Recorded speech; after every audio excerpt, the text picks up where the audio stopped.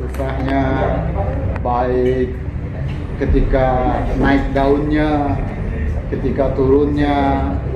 Mungkin orang yang paling dekat ya suami, ya.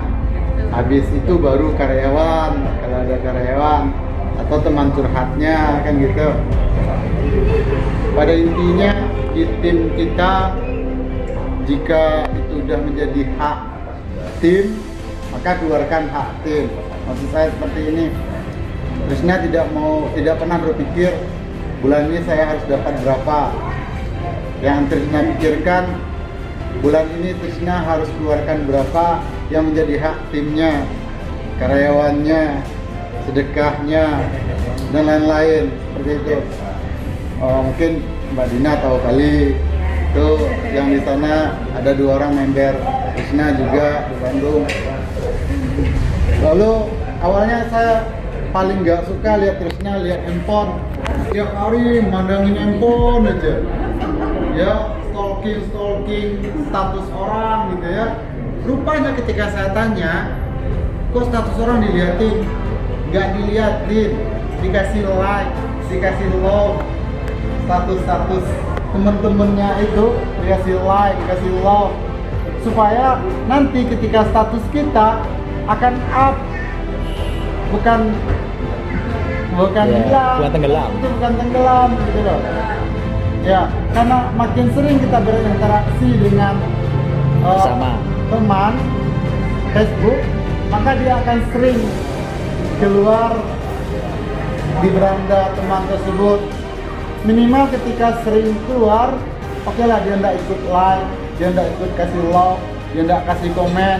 Tapi udah ketika dia udah suka sama DRW, yang pertama kali dia hubungi pasti Trisna, kan gitu. Yang kedua, dulu Trisna paling nggak suka menghubungin teman-temannya, mungkin sibuk jadi guru gitu ya. Sekarang enggak, siap sholat subuh selalu teleponan membernya, selalu kasih support resellernya, selalu support pasiennya, kan seperti itu.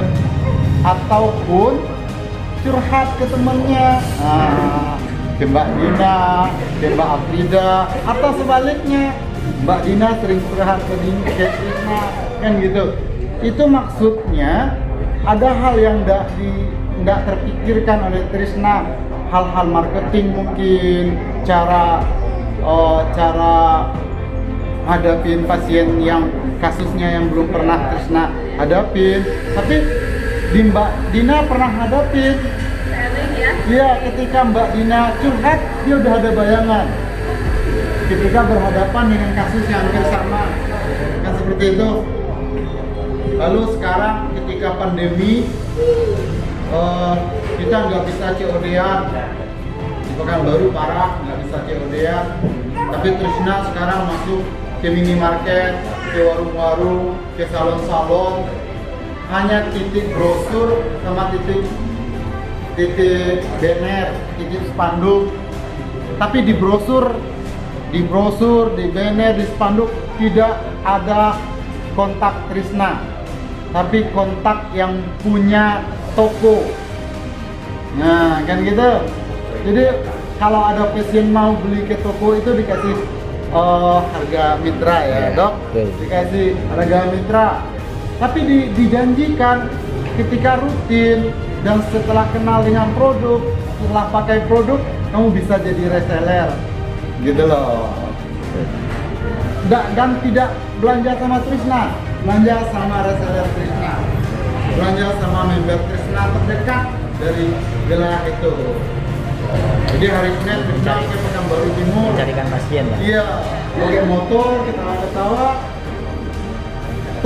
ketemu salon, berhenti cerita-cerita. Kalau mau ikut mitra, ayo, kan gitu. Kalau enggak ya belum rezeki. Malah ada ketika udah siang itu nolak, malam nelpon, Mbak, tawaran Mbak yang semalam masih bisa. Nah, kan seperti itu. Lalu memang kalau mau kerja nggak bisa sendiri loh, Mbak. Kaki nggak bisa sendiri loh. Ya minimal kita punya reseller, punya member. Ya jangan anggap kita distributor kita udah pintar kali. Jangan anggap kita member, reseller kita bodoh enggak atau gimana ya. Mana tahu ada ide brilian yang dia nggak bisa lakuin, tapi ketika ide itu dititipkan ke kita bisa ngelakuin. Kenapa? Kita mungkin punya tim medianya, kita punya tim karyawannya, kan seperti itu. Lalu jangan pelit-pelit mbak sama orang yang kasih rezeki kita, gitu loh. Tuh Mbak Lydia tuh di Bandung loh. Tapi kalau dia jatahnya udah ada gelas yang harga 6.000, jatahnya memang dikirim, gitu loh. Kalau jatahnya payung yang harga 30.000 ya dikirim, gitu loh. Memang seperti itu. Jadi kalau sudah jadi jatah dan sudah diniatin, ya kasih, nggak usah pelit-pelit. Di Pekanbaru di sekitar stokis Trisna itu ada Mbak Sarah, ada Mbak Resi, ada Mbak Afni, ada Mbak Devi, ada Mbak Itra, banyak deh. Distributor semua. Distributor semua. Tapi ketika Trisna nggak ada barang, Trisna belanja ke Resi, ambil sama Resi. Ketika Resi nggak ada barang, Resi ambil sama Trisna. Selalu seperti itu. Seperti itu, saya rasa ya kita akan berawal dari bismillah ya. Maka yang kita harapkan akhirnya pasti alhamdulillah. Alhamdulillah itu kan pengucapannya harus bahagia. Proses bahagianya kan harus berkah. Ya, saya rasa cara berkah ya nggak harus besar. Membuat diri kita bahagia kan nggak harus melakukan hal-hal besar. Kecil saja, saya bisa lah bikin teman bahagia. Ya, yang paling penting itu distributor, member, tidak boleh panik, gitu loh. Gimana kita mau meyakinkan orang lain, kita aja panik, gitu. Dokter kan tidak pernah kita lihat panik nih, ya makanya kita makin percaya, gitu loh. Ya, lalu personal branding sangat, ya ketika pakai masker DRW, selfie, ya udah, nggak usah pakai caption kalau nggak bisa kasih caption. Kalau ada stokis kecil-kecilan ya sering foto, sering di-share. Ya saya rasa itu aja deh dok. Semangat, yang penting semangat gitu loh. Kalau di Pekanbaru aja saingan banyak, alhamdulillah berkembang. Apalagi di Bandung masyarakatnya yang banyak gitu loh. Awal-awalnya saya juga menjelaskan itu mutlak kan. Awal-awalnya saya juga kayak gitu.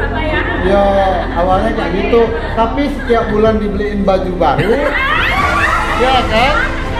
Ya, setiap ulang tahun dikasih hadiah yang spesial. Bisikin ini dari DRW. Iya. Ini dari DRW. Saya rasa ya bakal dulu lah. Kalau saya rasa sekian dok. Terima kasih dok. Terima kasih banyak. Assalamualaikum warahmatullahi wabarakatuh. Waalaikumsalam.